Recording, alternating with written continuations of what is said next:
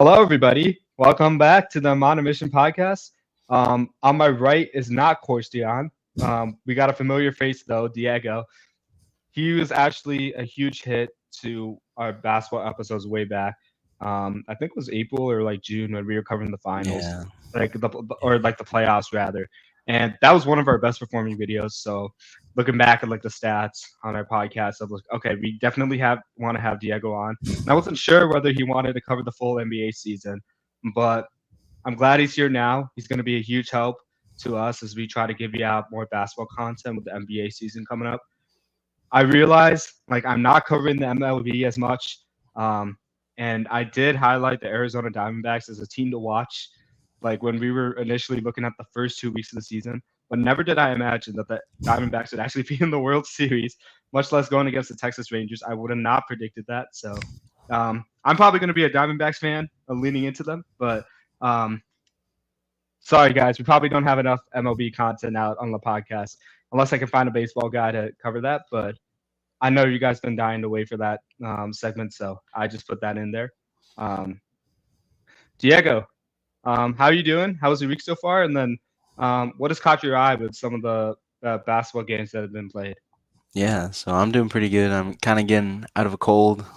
Kind of excited for that. I'm a Dallas sports fan, so it's been a really good week. Mavs wins, Cowboys win, Rangers win, Stars wins. This is very nice for me. Also Real Madrid fan, so they won El Clasico. But focusing more on the basketball side. Uh, I've seen a few games. I saw the first one. Uh, well, general stuff I've seen. One big thing is that there's so much parity. Like there have been a lot of really close games, and I wasn't sitting here expecting that to happen, or I wasn't expecting either way. But the fact that there's really close games, some OT games, like the Bulls buzzer beater from Caruso, that was just unexpected.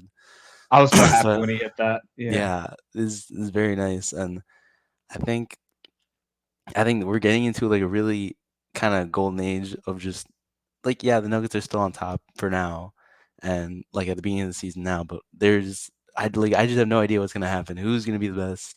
So many things are changing.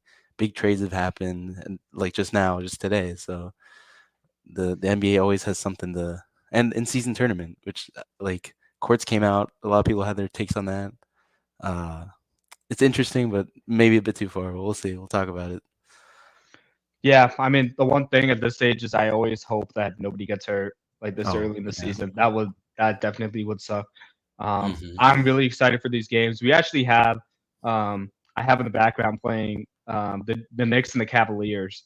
Yeah, me too. So it's curious. They're in the advertisement right now. Oh wait, nope, they're back on the court. New York is up by 10 points right now, 41-31 on the Cavaliers. This is in Cleveland, so very Hmm. interesting to see. Yeah. Like the rematch of the round one playoffs there. But I know you watched the Nuggets and the Lakers. I didn't get a chance to talk about them from last week episode. I had actually watched the Warriors and the Suns instead. Hmm. So wanted to get your quick takes on that because these are both like contending teams, like teams we think are gonna go far this season. Yeah. Um, even though they faced off in the second round of the playoffs. Yeah. I think I mean the biggest thing is the Nuggets are still looking like champions. I mean, everyone you always come out of a championship season thinking like, oh, the hangover. Everyone's coming back, rolling out of bed to the preseason and such, but they've come back just as good, if not better. I mean, the ball movement has been amazing. Uh, Also, Jokic just looks so casual whenever he scores. He just I saw a tweet where it was someone said Jokic flipping it, like licking his thumb, flipping the page. I mean, like, how am I gonna score? It's like this way, and he just does it. It's the game is effortless for him. I can't I wish it was like that for me, but just him being an offensive problem. Mike Malone got some play set up with him, KCP, and Jamal Murray. That's impossible. And KCP is hitting shots like Jamal Murray. So this is definitely a good, could be a good, really good repeat season for the Nuggets, seeing as they're on the top of the mountain. And the Lakers in this game, they were down by a lot in the second quarter, like over 15-point deficit. They come back, they kind of make it interesting, but just the offense of the Nuggets just can dominate anything. They could maybe give up some shots on defense on their end, but the way they score is unstoppable. And I think from that, they're going to be good, even if their defense isn't up there. But the Lakers, they tried their best. Definitely, I like the depth. And then the big thing for me, I think, for the Lakers is LeBron James minutes restriction, which they kind of were hyping up, talking about. Uh, I don't know how that's gonna like work throughout the year. I think the main goal is just to save him up for the playoffs and near playoff situations. So it's a lot of stuff to kind of keep in mind with the Lakers on that as well. Me being slightly biased, I like the Lakers a lot.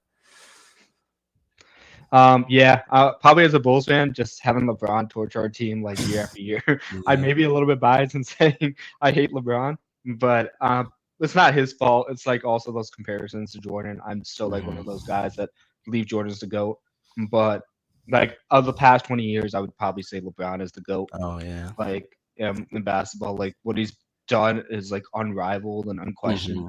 I can for the see the modern 1A, NBA. 1B, you know, Yeah, either or. I could see that too. I love how you touched upon the minutes restrictions for LeBron. If I were to guess, not having watched any Lakers games this season, I would say they're trying to get the rest of the guys to develop and like Hmm. get chemistry, like when the games don't matter now. So when you Yeah. hit the second half after the in-season tournament, after the All-Star break, um, they're like like they're ready. They're ready to Mhm. contribute off the bench, like no matter like 16 to 20-minute segments to help support LeBron. So I think that's what's going on there. Um, I'm not surprised by the Nuggets being able to put out the Lakers. I think Yeah. if there's anything we learned about the Nuggets over the course of this year is like they know how to put away opponents now. Like Hmm. they used to be one of those teams where like they look really, really strong for those first 3 quarters, but if you put them up against a Golden State or like a LeBron led team, they're not going to close the deal in the fourth quarter. And the Celtics used to be that way too. Like whenever they Hmm. would go up against LeBron, the Raptors as well. There's like so many of those teams. Like they're really good on paper and they're really good. Those like with that first punch and like up to the 3 quarters. When it comes down to crunch time, under 5 minutes to go in the fourth quarter, like they cave. And I think the Nuggets have overcome that obstacle. One thing I was worried about them is like when Bruce Brown leaving Hmm. and those like key rotational guys leaving, how are they going to replenish those guys to perform like not exactly how Bruce Brown performed, but like approximate that value? I like how they kept Braun, like Christian Brown. Oh That will yeah. help, but like I still want to see some of the rotational guys come into play because like as the season comes together, you don't want it to happen, but like there's going to be injuries that strike. So Hmm. that's still like one question I have for them, like repeating compared Yeah. to the rest of the field. But like I love how the Nuggets are still a threat. Like them playing great basketball is really what's make it really special to see. No, yeah. Touching on the Christian Brown point, and it's one thing I just get annoyed is it's spelled Braun, but everyone says Brown, and I guess that's how he says it, and his whole family says it, so it's Brown. But aside from that, that's just my nitpick. All right, Um, all right, Diego, I no, see you're you. good. No, But not I know. Like I wasn't sure because I remembered from the NBA Finals. Like yeah, they like I the was like saying commentators had Brown a or Brown. discussion about Yeah, it. Yeah. like it's a full debate. It was Jeff Van Gundy. He's like, it's spelled Braun, but we all say it Brown. Why is that? But Yeah. he actually he made some very good plays. Like he had a layup going straight into AD or LeBron's chest, left-handed layup on him, and for a second-year player, that's scary. Like that I is a mean, but that's tough nothing shot to new make. though. He's been doing that. If you watch him against the Heat, like Hmm. I think it was like game 4 or game 5 where like you could see he knows like when to cut and when to Yeah. drive. And this is on like Jimmy Butler and like Hmm. other really good defenders on the Heat. That would probably be the top defender on any other team. Oh yeah. Like, and when I saw that from him as a rookie, I'm like, okay, this kid knows how to play. He needs to have more minutes on the field. So Hmm. like that's why I brought him up because I'm like, okay, you have one bench piece there that really should be a starter in some other team. Oh Like, yeah. and what made the Nuggets special was those kind of guys where Bruce Brown should be a starter, but like Hmm. he makes his money on the Nuggets playing as a backup and excelling as a six man. They had like tons of those guys last year. So like Yeah. it's Jeff it's Green saying, as okay, can well. they do it? Right, right. So like you want to see like can the Nuggets do that again with different pieces? Yeah. That's um that's a question. I think it's fair, but it can be answered. It may not be answered, or it might not even matter. We'll see. No, they're big guys. They're big young guys. Like obviously Christian Brown, Peyton Watson. I think Julian Strother. It starts with a J, but Strother. Those are three big guys. Zeke Naji too. Those are three kind of bench guys that we're gonna be looking for throughout the whole season if they can step it up. And that's the thing. The regular season, like, there's so much debate about. The regular season doesn't matter. You just had to get seeding, but even then, the Lakers 7 seed makes it to Western Conference Finals. So it's just kind of trying everything out, especially we're gonna get to that in January and February when guys are just dragging their feet, just saying like, no, these games don't matter. But this is where coaches test things. This is where this kind of you get to your workshop, your workbench, and trying to figure something out. So it's definitely gonna be good for them to get some runs. Yeah, no, like I probably we probably won't have a good idea of like which teams are really good and which teams like Hmm. truly surprise. Like we probably won't know who's the Sacramento Kings Oh yeah, of this season until maybe 20 to 30 games in. for So we'll sure. see. I think one of those teams, which we'll jump on to the on the next topic, is the Hmm. Oklahoma City Thunder. I Oh obviously did yeah. not like them like beating the Bulls. Like it was close throughout, and then they just pulled away at the end. Hmm. Um, but I can't say enough about like how well they build their young roster. I think it's incredibly like Sam Presti, like I don't even know how he got all those picks and all these talented players at the same time. But when I look at their rosters, one of those things where they just have to keep the same roster for like 3 years, and then they'll be in title contention in no time.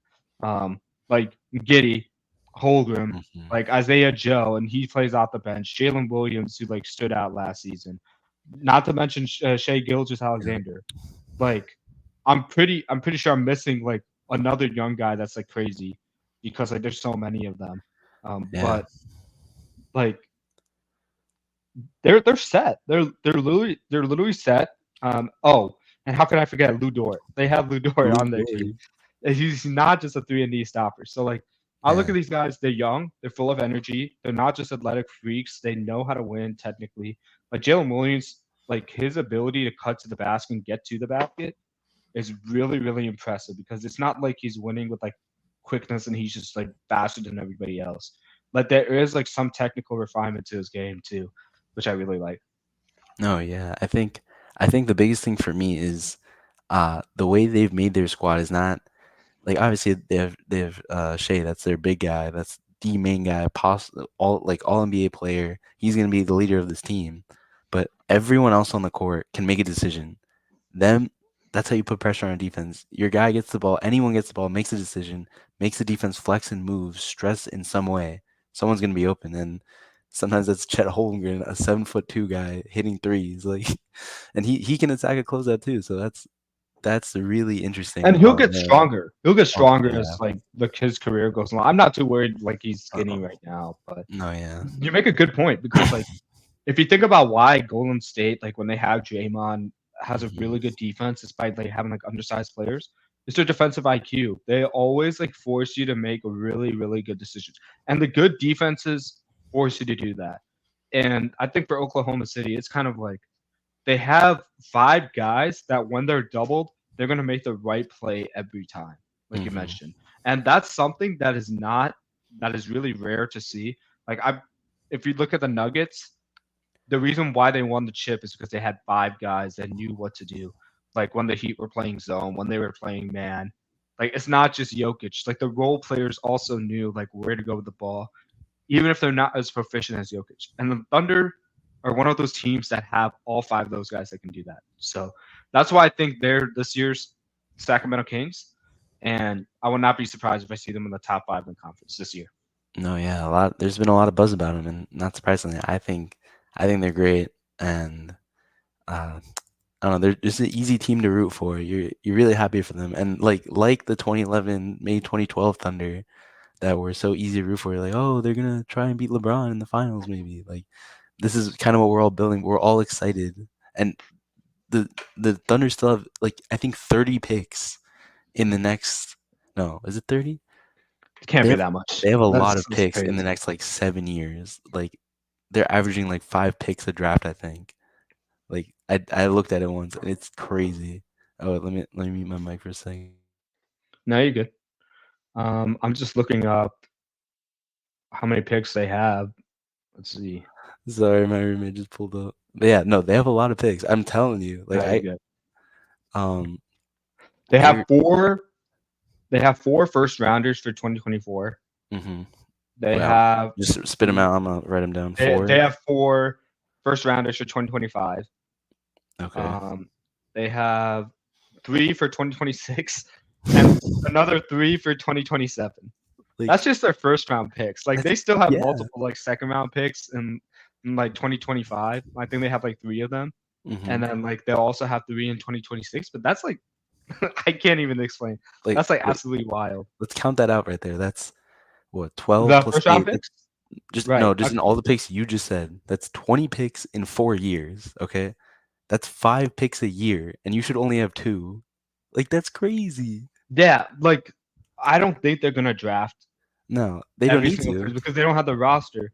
But like Yeah. if you think about like trading for key veterans in the prime of their Mm-hmm. career, they're in a perfect position to like do that for any sort of team. So if, like let's say Chet Holmgren goes down again and they don't know what to do. They can Mm-hmm. literally just like Make a toss in a trade. first, a second, and another first for Zion. And that's a Yeah. significant overpay. But like Mm-hmm. my point is like you can add a Zion Williamson to that team and still have a surplus of capital to like build your team around, which is ridiculous. Yeah. And on that same note with the Pelicans, you could trade for Brandon Ingram. I think he's a Ooh. perfect candidate for somebody who can like give you another 1B to Shea Gilgis Alexander that really should be like a primary and Oh, make your team yeah. unfair and that kind of build. Like so players like that, like where like if you think about Dame Lillard, like you can find a caliber player like that with the Thunder because of the amount of first round picks you have. Mm-hmm. So Yeah, just extremely flexible. It's gonna go down in history. I'm gonna be on my deathbed just thinking about like telling my grandkids the Thunder had 35 picks in 7 years, and they're gonna be like, I don't think it's just I don't think it's just gonna be seven, dude. They could yeah, make this as long as they want. yeah. So No, this could, no, they could go in any direction. This is like the ideal situation you want to be in as like a mm-hmm. person developing a team. Like Yeah, you have all your young guys, which are really, really good. Like you just have to progress and make their roster develop like game by game, which is how you want your teams to be formed. And you mm-hmm. have a favorable future with the amount of draft picks you have that you can use in trades. You can draft like the next upcoming like, superstar. Like there's a consensus number one pick. There's not going to be a team that's going to say, no, you can't trade me four first round picks for Yeah, that number one pick. I'm pretty sure a team would cave to that, no matter if mm-hmm. it's like a Zion Williamson, like hype level player Oh, on for that level. sure. There's always room. My dad always says you can always negotiate, and with what they have, I mean, it's not gonna be much negotiating. Right. Um, just moving on to the Bulls quickly. Yeah. I think they look better. They definitely look better. Mm-hmm. Um, it's still one of those teams where I feel like they're missing something. Mm-hmm. Like I don't know if it's like a point guard upgrade spot. Kobe White's looked good. Okay. Patrick Williams has had a slow start. That's part to do with it. But like sometimes there's times where they don't stick with like sharing the ball or calling the right plays. Like something goes wrong, like one or the other. It's not like a consistent. Okay. So it's their highs are really good and their lows are just like expect a team like with Vucevic, DeRozan, and Levine now for quite some time to be able to figure Mm-hmm. out. So um, I hope it's just like a Lonzo thing. Like if Yeah. Lonzo comes back, they'll be good. But I think there's problems from a schematic standpoint. I'm like, how do we get Levine and DeRozan to like be stars without the yeah, you mentioned it. Without like doing it independently where it's like they're trying to do it off of ISOs. Because Mm-hmm. that's great when it works. It looks like they're like him when they can do it. But Yeah. that's not a sustainable way to beat like the good IQ defenses in the league that end up going far in the playoffs. No, yeah. I peeped a little bit of the highlights of the Pistons Bulls game, the one where Zach Levine dropped those 51 points, but they still That's a lose. perfect example. Like Yeah. he can drop as many points as you want, but if the rest of the team is not like playing as one, it's not going to matter. Yeah. And the big thing I thought was like there. Like, I mean, the man dropped 51 points. Like, offense is not the problem for him, but Yeah. like in general, I feel like they missed a few like rotations and such, and that's something Lonzo would help with. And I think a big thing is just direction. Like a lot of people are saying, "Oh, Lonzo's gone. Let's just start all over, throw it all away." And like, sure, but there's still like something here. I don't know what that would take. If that's, I don't think they need new coaches. Billy Donovan, he proved that on the Thunder, reason that he can coach a team that isn't necessarily the best. So, He's not the problem on that team, but at the hmm same time, what is? it's like a different roster, and it's like Hmm at some point, like either the guys on the roster have to step up, or there needs to be like a significant shift with like one player. I want to throw the whole thing away. No, Like yeah, DeRozan and Levine, I'm keeping oh at for like as sure. much as possible. And if I can dangle Vucevic for someone like another center that can really produce, I don't have the names like of him No, right yeah. now. Maybe maybe it's someone like a better version of Bismack Biyombo that can Mhm, get rebounds and really set the table for like multiple opportunities on offense and scramble drills, but also give you something on defense. mhm. Um, that would be great. It brings a different dynamic than Vucevic because Vucevic can function like as a stretch area guy in any Yeah. square of the field. But you just mentioned it. Offense is not the problem on this team. It's Mhm. more of like how do you build around like the lineups you have. Like we've seen it with Mason Plumlee now. Like everybody used to clown him because he couldn't guard like a rapid, but Mhm. like that's not his role. Like Yeah. he has to be able to function as like a rim protector too.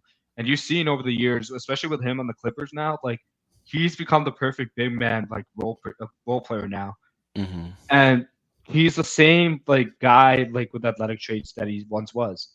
Like he Yeah. just knows how to use it better. So like maybe Plumlee's the answer. Like maybe trading for him is the answer, something like that. But like I'm just throwing out examples where I think the Bulls need questions to answer over these next 20 games. And if they can fix them, good. But for now, it looks like they still have some flaws. Yeah. And especially I think the scariest part was first game players only meeting.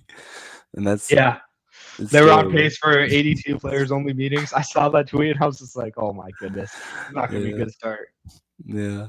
But I think there's light in the at the end of the tunnel either way. Something's gonna get figured out. I just feel really sad about Alonzo. He was such a feel good story, and especially like that moment in time, that beginning was it the beginning of the 21-22 season when they were just on a heater. That I think it was January. Yeah, yeah, and it was just we were first, and we were like, well, first in the conference. It was crazy. Like, it was and that was at the beautiful. moment where they were playing like both ends of the field, like Hmm free flowing, and it was just like, wow. Yeah, Like I knew the Bulls would be a playoff contender. I didn't think they would do this. Like hmm it was just ridiculous. yeah. But like I mean, even if Lonzo does come back, like you got to temper your expectations with a Oh guy like him. no, for sure. So so it's confusing. It's a really confusing situation. But I will say this: I like how the players took account and had a players only meeting after the first Hmm game and realized there was a problem there that they needed to fix out, and they kicked out the coach because Yeah. like it's not a coaching problem. It's literally like a player's problem, like learning how to play together. hmm And you'd rather resolve that now in a meaningless series of games than like having to do it in February and March when like tensions arise. Because like, once that happens in February and March for a team with high expectations, Yeah. like you're gonna have to build it up from the studs. Like there's no going back. So um, I like that it happened now, but like definitely as a Bulls fan, not what I was expecting to see when the season first started. No, definitely. But yeah, we'll see. I'm excited. I'm hoping something happens, and worst case scenario, you're hoping for a Thunder rebuild. Yeah, I mean that's the objective everybody's trying to go for right now. hmm Um, well, one team in that spot with Memby in the Spurs. I know you kept tabs on the Spurs and Mavericks game. Yes, Just wanted to sir. get your thoughts on what do you think? Yeah. Well, first, it was the Wemby debut, but as a Mavs fan, I'm legally obligated to say it was actually Derek Lively the second's debut game because he outscored Wemby, out rebounded him, but he also played more minutes because I think Wemby was it, I think he got in foul trouble, something like that. That's something noticing in that. I saw that lying around on Bleacher Report. I didn't watch the Mhm. game though. Yeah, just something in that game and watching other highlights of games is that he's not there on the court all the time, and it could be foul trouble. It could also be being worried about a guy that's like 200 pounds and 7'4". Like I don't blame them for that, but uh, I think it's something. Obviously, he's like he's 19. He's still a kid. I mean, like we're not that far away from that age. Like this is a big deal, a big stage that they're on, that he's on. So I think obviously he could still win Rookie of the Year, but I think he needs some time to just get in the rhythm of things, get into that grind, and And then he did play well against the Rockets, a team kind of similar to his own. But back to the Mavs though, Luka cooking, he cooked up a little bit. It was a close game, and this as a Mavs fan last year especially, there were a lot of close games that we just were caught with our pants down, and this game especially kind of really executed in the end. D Live, like I was saying, some lobs. He's the perfect thing for Luca. And in that game, in his first game in the NBA, he outscored his whole career at Duke, which is a season. But because they didn't have anyone like Luca just dropping lobs to him like it was nothing. So That's ridiculous.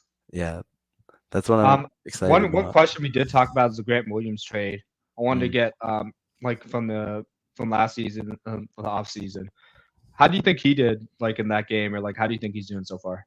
I think I haven't looked too much into his stats or whatnot, but I know I saw in that game he's actually guarding Wemby, and it's interesting that Whoa, yeah, it's weird, right? He's like 6'5". He's almost giving up a foot on him, but yeah, it's also a big body. Like he's obviously not going to contest. Like I saw him it's try to like a contest the mismatch both jumper. ways. Like Yeah. Wemby's taller, so you can shoot over him, but Hmm. like Grant Williams is at like Wemby's at that stage in his career where you probably can't handle physicality that well, Exactly. and Yeah. Grant Williams is like the typical guy you want to throw at to like counteract like the skill set Wemby brings. Yeah. I think the big thing for getting Grant on our team is just he is the wing depth. Like between just aside from Luca, there was no one over 6'10", and then also we had like no one between like 6'6" and 6'10" besides like Maxi Kleba. Everyone else is like 6'5", and granted, Grant Williams is also 6'5", but at least he's big enough to guard threes and fours, which is huge. I think is especially losing Dorian Finney-Smith last year to get Kyrie, which is helpful. Like Kyrie is still helpful. I know there's so much But that's a key controversy around defender him. you're missing too. It's I not know, like you're yeah. trading him for pennies on a dollar. No, he's definitely I loved him on the team and he'd grown so much, but I'm just trying to get myself into the Kyrie, Luca, and it might not be how I like it because I'm more of a defense guy. I want Right. 3 and D guys, but this is how it's going. I can't change anything. I'm just gonna live with it. But it's been going okay. He's been shooting well, I think. And Josh Green actually got signed into an extension before the season, like extending his rookie contract. So that's huge. He is like another 3 and D guy who's super athletic, pushing the pace. It's a big thing the Mavs want to do, which I'm excited about because another like thought of mine in basketball is you play good defense to get transition opportunities. Like I mean, That's the what was it easiest called? way to score. Exactly, like Showtime. Like this is it's not only the most beautiful basketball, it's the easiest basketball. And with a guy like Luca who can just give you the ball in any way you want, it's perfect. And I'm not saying we're gonna recreate Showtime, but we can do something. Like something can happen. So I'm Hey, excited. American dream, right? And Honestly. with I think the one question I might have with the Mavericks is like, how does their half court offense look? Because their offense has the potential to be like one of the best in the league this year Yeah. because they have Kyrie and Luca. Hmm. Both can give you 30 a night on the same night or like different nights or ones off. But it's more of a question, okay, how well do they play together? And also, if you don't get as many of those transition opportunities, who's the ball going to? What actions do they run? What's been working for them? Hmm. That's stuff I want to be like cognizant of when I'm watching the Mavericks.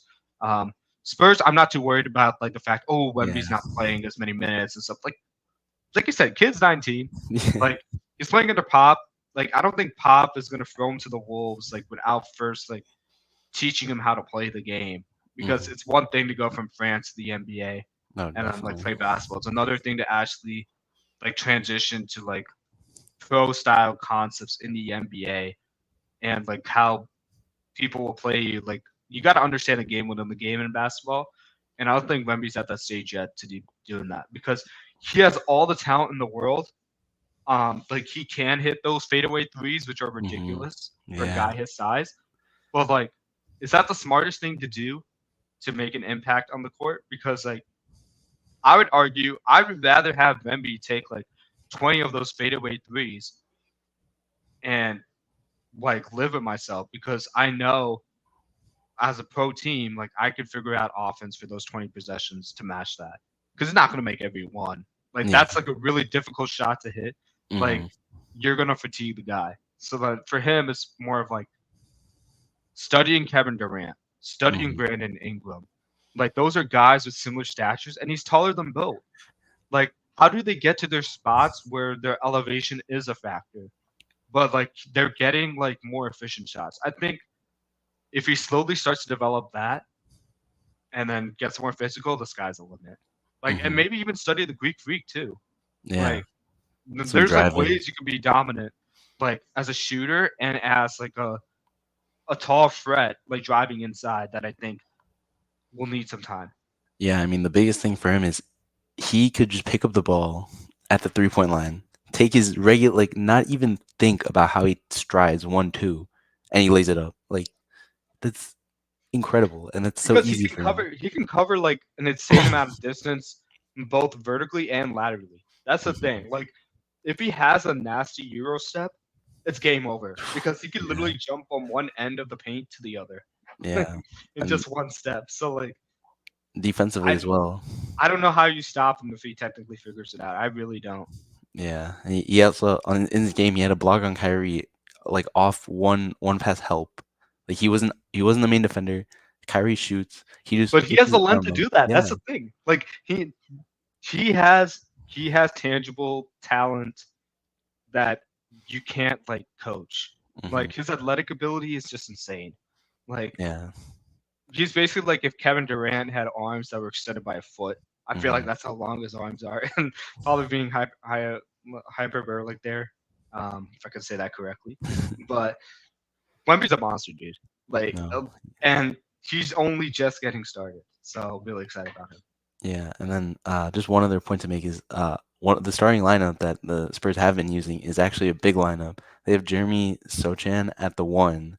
I had it written Wow. down here somewhere. I think I could just not read, but well, they had Jeremy. Well, it's Jeremy Sochan. I know it's Sochan, Vassell, Keldon Johnson, Zach Collins as the center, and then Wemby. That's a whole Oh my team goodness. like six Zach five and Collins up. playing the three? No, he's playing center. He's playing center. But Wemby Oh, at the okay. four. Hold on. Oh, Calvin Johnson's playing the three. Okay. Yeah. Yeah, So that's no. If you think about Kelvin Johnson, Devin Vassell, like those are like you expect them to play the three and the four positions, not the two hmm and the three. And like exactly. you have Sochan at the one. That's just ridiculous. But I mean, like hmm maybe that's the new way. Like maybe that's the zig while everybody zags and tries to get speed, quickness, and 3 point shots. Like Yeah. that that can work, dude. Yeah. I'm Uh, totally saying this as a guy who played 2K and using like three big men in my lineup and absolutely dominating my brother every time. really. Like, even though it may not work in theory with like spacing, hmm it can a lineup like that can work if guys have like really good high IQ. hmm Like we talked about the Thunder and the Nuggets, like hmm having five guys that know where to go with the ball. The Yeah. Spurs have those guys, and like I don't want to say they do yet. Woo-hoo. Um, if they learn how to play that way, it won't matter.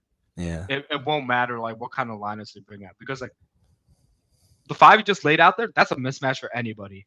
hmm Anybody, even the Lakers who like they could carry out a lineup where it says Christian Wood, Anthony Davis, and LeBron. The lineup the Spurs have right now would still be a mismatch. Like hmm it's ridiculous. Yeah. And just because I'm also watching the Right. Cavs next game. They were just showing Wemby coming in, and it's Halloween. He's dressed up as Slender Man. Like it's hilarious. He's perfect. He's just That's perfect for funny. not just on the court but off the court. But yeah, it's definitely interesting. The one thing I want to say is it's reminiscent of that one lineup in preseason the Nuggets dropped a year, maybe two ago, where they had Bull at the three. So it's like it's scary where everything's going. Where you have these like big guys playing every position. Is that what's gonna happen? Is the 6'2", 6'1", 6 foot guard getting phased out? I mean, it's the Shrek effect. Everybody wants to play threes. My live stream's like way behind yours. I just saw it. That's You're just good. ridiculous. Um, the halftime score, just to recap on the Knicks and the Cavs game. Knicks are up, I believe, 58-52. So a little bit of closing the gap there by the Cavaliers. Hmm. We'll see what adjustments they make in the half, but just want to recap that. Yeah. I'm gonna package these two games because I know you had some interesting thoughts on like comparing how the Bucks fared versus the Sixers to how they Hmm. fared versus the Hawks. So I'll let Yeah. you go ahead and take away. Um, All right. tell the audience what you saw. So, Bucks Sixers. That like I remember the first two games or days of the season. I just hadn't thought of the two teams at all, and then I saw that on Wednesday last week, and I was like, oh, I have to watch this. This is interesting. And I think the biggest thing for me was just uh the Dame. I was really interested in seeing what Dame is gonna do. And Dame first game, 39 points, most in a Bucks debut ever. He was cooking. He was on fire. He hit some and one 3 pointers. One that didn't get called as an and one, just still like him shooting double clutching from three and still making it go straight through is beautiful. And the Bucks won that game against the Sixers. They were up by a lot, but the Sixers came back, and Embiid is still Embiiding. He's still the league MVP, but That's a new verb we got to make in beating. Like, he's Embiiding. But part of Embiiding is the flopping, which is like there's one play you've definitely seen it where he has the ball, Giannis strips it, and then my boy Embiid just falls down like a child. no, no, no, not just that. He'll like delay it by half a second too, Yeah, and then like he'll make it so demonstrative. I know exactly what you're talking about, dude. That's oh my, yeah, that's a one part of his game that disgusts me. I know the biggest like free throw merchant. Like they go through his whole MVP stats, and they're like, yeah, he had 30 something points a game. He had 10 free throws a game that he made. So basically, a third of his points are free throws. That's huge. That's a load off of him because like I've been playing basketball recently. You know, you get a free throw, you're like, oh, I can wait for a little bit. I can relax a little. And especially for him, a guy who's a great shooter, it's his good resource. So I think he could have another good year, and especially now with the Harden trade, Maxi's really gonna produce. He was cooking that game, and Bucks with no real perimeter defense. I mean, Dame guarding him. Dame was saying he's not as bad of a defender as people say, but he's not guarding Tyrese Maxey with the lightning speed he has. He's definitely gonna be cooking a little bit. Yeah, yeah, and for me, it's kind of like when I say that about Dame, it's like I think people think like they can just drive right by him. I Hmm. think it's more of a testament to like what Maxi can do because Maxi Oh can do yeah. that on anybody. Like Hmm. he just has that like elite speed, like off the dribble that would get by most people. So like whether it's like a really good defender or like Dame, like I think Maxi would like he's one of those guys who's he can serve as a 1B on the Sixers. Oh, And definitely. we'll talk about like the James Harden trade and why it's not as bad for the Hmm. Sixers as I think. But I was not surprised by Dame's debut. Like Yeah. I know if you guys heard this enough, he's my favorite player to ever watch in the NBA. I love Dame. Like I look up to Dame a lot, like on and off the court. But I think his skill set is perfect for what Giannis can do. Hmm. Because now Giannis essentially can never get like tied up and not know where to go with the ball. Like Exactly. even if like they double Dame off like his first read to pass it to, like he's still got like behemoths like on his team with like Lopez and like Hmm. Middleton when he's healthy, like and then Bobby Porter, so like whoever they want to throw at the four there. And like now it's kind of just like they built it around Dame, as Giannis said, but they still built it around Giannis. So like it's kind of just like, oh, pick your poison now.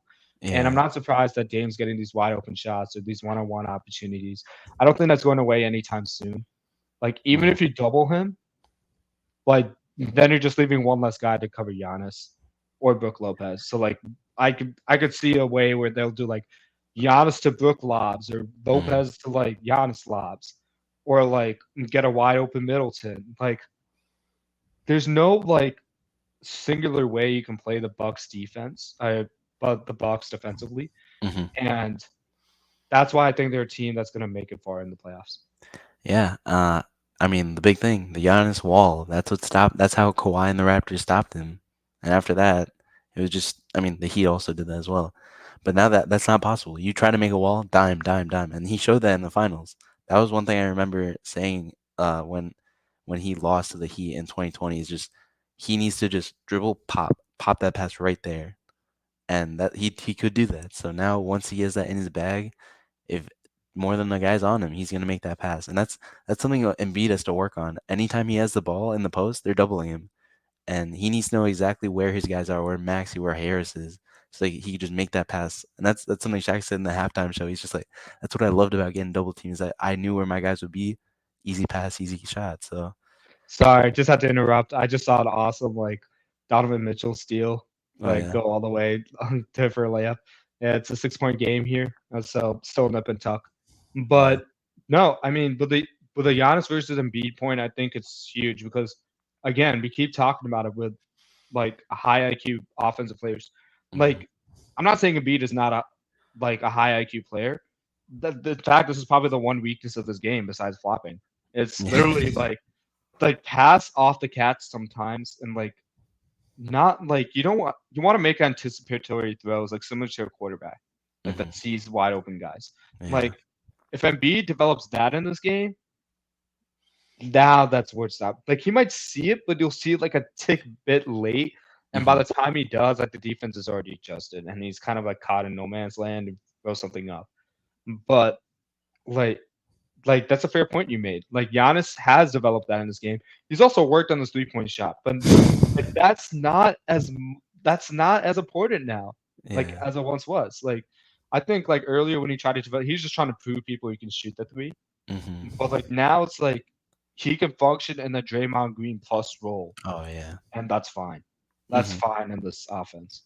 Yeah, that was another big thing I saw the Sixers were doing is in the fourth quarter Embiid is stepping back and saying, "You shoot that, please shoot that." They're on their knees begging him to shoot threes, mid ranges, and But he'll he make can the mid shoot the ranges. elbow jumpers though. Like he's Yeah, the really good elbow at shooting jumpers. elbows. Yeah. But I feel like he has a bit of like pride in saying like, "Oh, you're leaving me open. I'm shooting it." He's like, "I can do this," and Yeah. it's tough to watch. It's just his shot form is hard to watch at times too, especially with the Yeah. free throws. That's another Yeah. thing that Dame You compliments see him. you see a bunch of like hitches there, but like It's yeah. Dame's the perfect guy to learn from on that. So like Hmm. it's not like he can't get better at shooting. Like you've seen Yeah. lots of guys like Kawhi rebuilt his shooting form, like Hmm. from the Spurs shooting coach, and like ever since then he's been like Brooke unstoppable Lopez as well. defensively. I mean, Right. yeah. No, but I wanted to get in touch on like how you saw the Bucks offense like to that like compared to the Hawks because I know Hmm. off air you were talking about oh dude they did drop like as many points against the Hawks so Yeah. like I want to see like what you saw maybe why that is that like something that should be worth paying attention to. I think, well, so I kept that in mind, and then I saw after they played the Hawks that Dame had only dropped like 9 points or something, and that's crazy. That's a 30-point drop. Why did that happen? I look at the highlights, and every play, Dame is getting hounded by Dejounte Murray. Dejounte Murray, I think, is like top one, two, three, or probably top three at best, like point guard defender. You obviously have Drew Holiday, Alex Caruso's in that conversation, and then Dejounte. And Okay. Dejounte is all of, and he has that length. And I think him being younger, being a bit more spry, that definitely did not help Dame. And Dame, I'm not saying Dame is washed, obviously, but he's not on the step, on that same step. And so that could have been a big thing of how, and the Hawks won in the end. So that's interesting. But, and one thing I also noticed is the Hawks let Giannis do what he wanted. But Giannis, when he does what he wants, he's not going to be shooting. He's just going to be going inside and getting twos. And the Hawks, Trey Young, he's just going to love shooting threes. I mean, I don't know if it was this game, but DeJounte dropped a bunch of points also shooting three. They have a lot of 3 point shooters. Sadiq Bey, Bogdan Bogdanovic, uh, DeAndre Hunter can hit a three. Jalen Johnson, kind of weird shot, but he can shoot some threes too. So they were definitely playing with something that I think could be a way to beat the Bucks if people execute that correctly. Now, Bucks have time to figure that out, but you can't have Dame getting clamped up. You need both of them to kind of somehow cook or kind of cook off each other. in those kind of situations, you want Chris Middleton to step up to That help too. them out. But I think it's more a testament to the Hawks, like you mentioned. Hmm. I think once they made that move to Quinn Snyder, they played a lot better, like Yeah. as a team. And you listed out all the names, like some which I didn't even know. Like I didn't know Sadiq Bey was on the Hawks, even Hmm. that was where he got traded to the Hawks last season. Yeah. But um, yeah, I like they're a team that's going to be well coached and they're going to play a lot better than they did the previous year. So Hmm. I'm not surprised like a result like this happened like this early in the season. But wow, that's high praise for Dejounte Murray. I would have not have put him top 3, Yeah. but now you make me want to go back and like check out the game to see what I know. exactly happened. Because But I'm like, wait, how did Dame get locked? What happened? yeah, what like but then what are the top guards? Like obviously Drew. Oh, Derek White's in there. I was Drew, gonna say Derek Derek White, White and Marcus Smart. Marcus Like I would have Smart. put those up there. If you consider Marcus Smart like a point guard stopper, No, yeah. um, he's because he was a reigning defensive player of the year like a couple years back. So Hmm. like he can lock up point guards and things like that. Yeah. Um, I definitely but think at his own those are the 3 position. that come to mind. But like now you make me want to see like, oh, should Murray actually be in that conversation now too? We just haven't been paying attention closer. I don't know about Depoy yet, but I think he's definitely. If I have Dejounte Murray on my team, I'm putting him on the best guard, and I'm like excited to see what he's going to do. I think He he's. has athletic traits to lock. Like his wingspan is amazing. Like He and was. he's pretty tall. Mhm. He's a good defender. I think he was the steals leader one year. Might need to get fact checked on that. Someone please fact check me. No, but Future comments, you know what to do. yeah, just roast me if you have to. Yeah.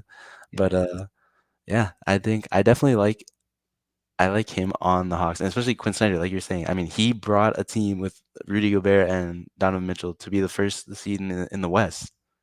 Not only that, he's always had like really good defensive teams. Hmm. So like he knows how to coach a defense. Yeah. So like it's just a matter of like, okay, we know like they're gonna be like high effort defensively.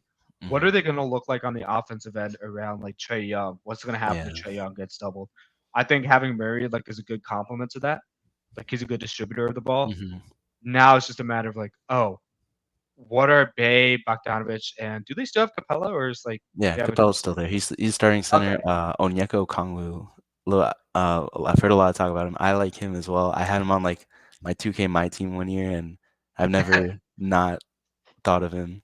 He's He's a like good another backup guy player. like if I'm the Bulls, like I might make a Hmm. move for him, and Hmm. I would feel Yes. comfortable about their lineup even without Vucevic. Hmm. But like, well, what I was trying to say with the role players is like, how do you mix up like Okonwu and then Capella Hmm. with like 3-point shooters with like Bay and Bogdanovich? So like, if Trey gets doubled, like, what's your backup plan? Like, Hmm. if they can figure that out, then they're a strong playoff team. Yeah. One thing I saw in this game that a lot of DeJounte highlights were for is he can just get a screen, one dribble pull up in the mid range, and that is him. He's a mid range Maybe that's shooter the like answer. that. Yeah. Yeah.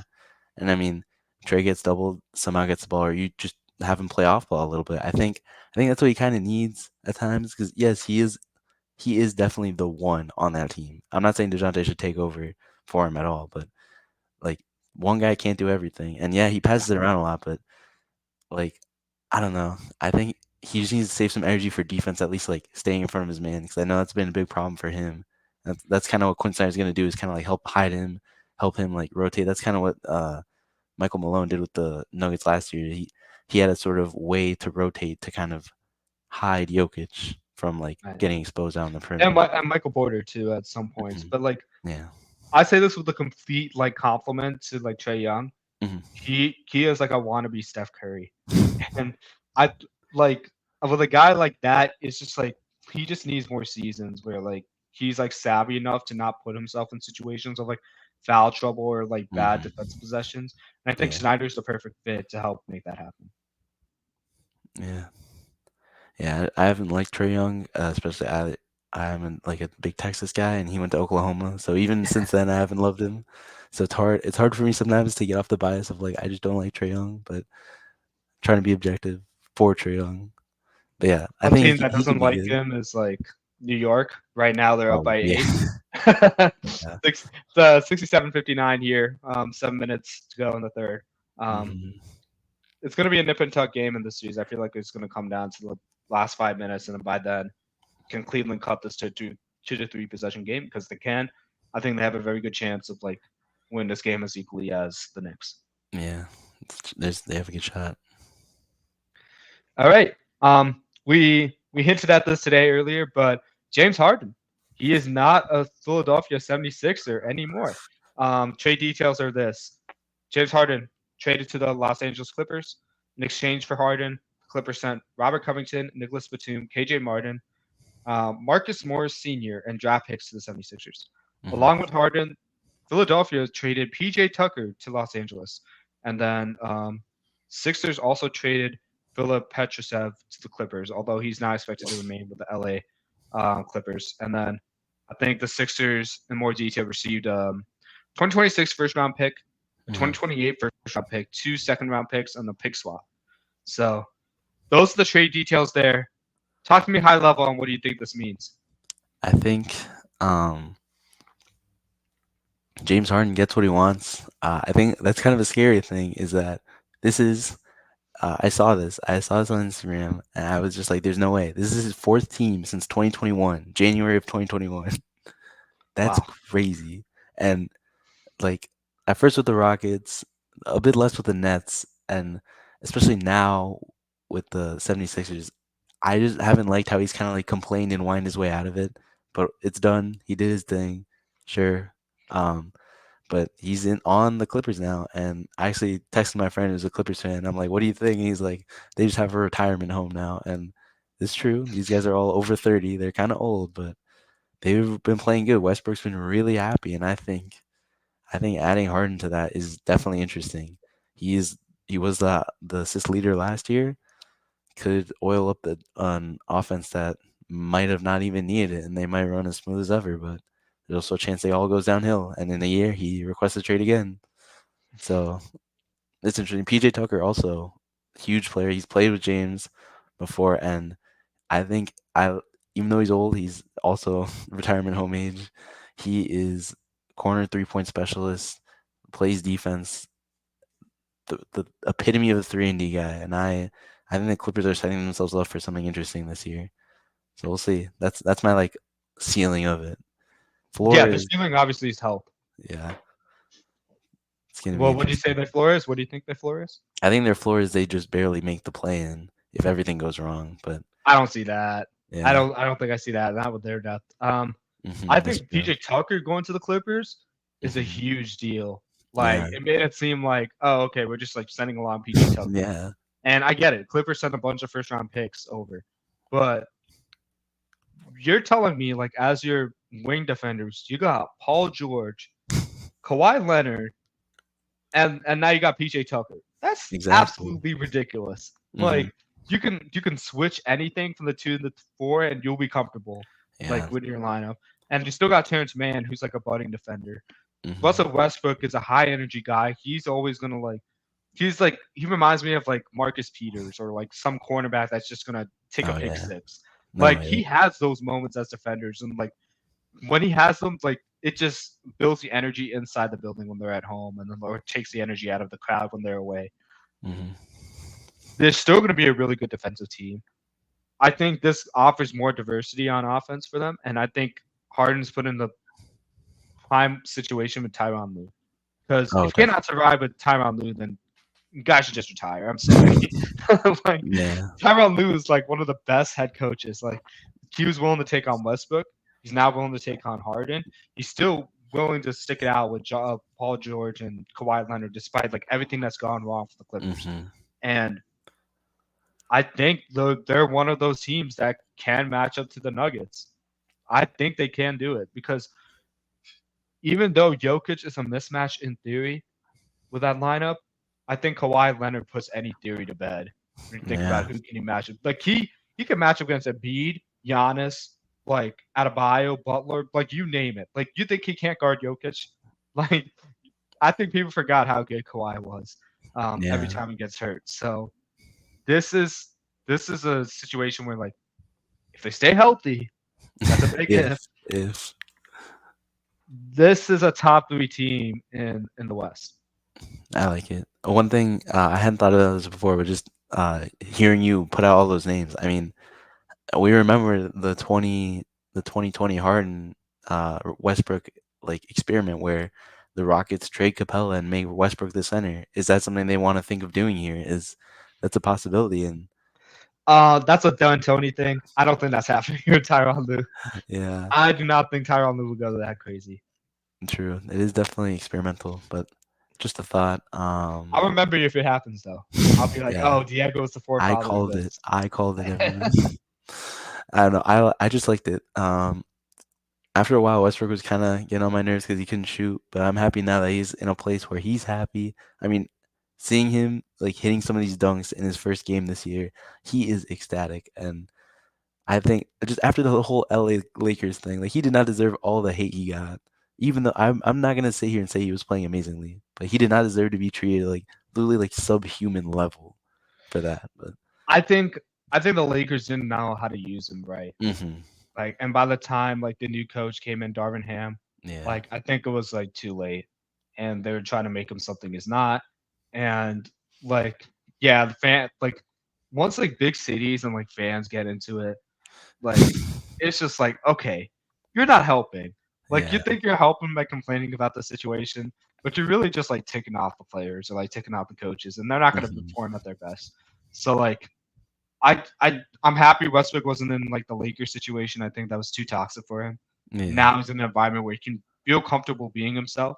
hmm And um, like back to the Harden trade, I think it's going to be a same situation with Harden because now it's kind of like in the Sixers, you thought that was like, oh, now you actually have a partner that's reliable and that yeah. was going to work out. Like this is legitimately his last shot Oh, because it should be. now like for everything you said about Murray and like this offseason and like how the 76ers like playoffs have transpired and like his drop off in performances. hmm Now he's like the third option at worst, Yeah, but on that team, there's no excuses for him. I'm sorry. This is last stop. He's gotta prove himself. yeah. I mean, and we all like you hear all this stuff about, oh, how is his legacy affected? But this is his like, he's an MVP, and he really needs to win a championship to not just be thought of as a like one-time MVP that did, like he was doing his thing in Houston, but people in the future might just see him as in that MVP list and be like, who's James Harden? Who Oh, is just that guy? stat pattern. Yeah, like exactly. Yeah. This is his chance, and I wouldn't be opposed to him winning a ring just because I think what he did there was amazing. But if he doesn't win it, I mean, I can tell you why. So Yeah. definitely not of his own fault, or definitely it is his own fault if that happens. But yeah, Yeah. No, good stuff today. Diego, you did great. yeah. Thanks. Looking forward to this. We did have a couple questions on like contenders or like hmm guys that are one teams away with a couple tweaks or like guys we expect to be like quote unquote tanking or like finishing the bottom of the standings. Um, I think it's still a little bit too early. It's just 1 week into this, so I'm gonna hold off on those questions. All We'll right. get into them like once we're 20, 30 games in, but I think this is a good discussion. hmm You get a lot more film review from us like throughout the week. We're gonna put out some YouTube shorts. Yeah. Um, I've been slacking on the NFL side. Sorry, guys, but stay tuned for that. That episode is coming later this week, and thanks for having us. Yeah. No.